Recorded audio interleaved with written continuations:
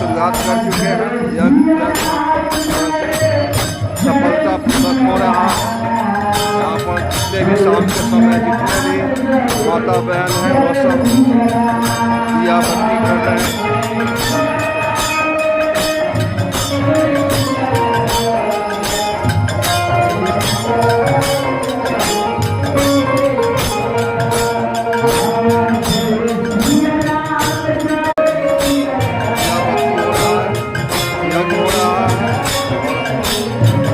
महावीर चौक महावीर जी के स्थान है, वहाँ पर यज्ञ हो रहा है।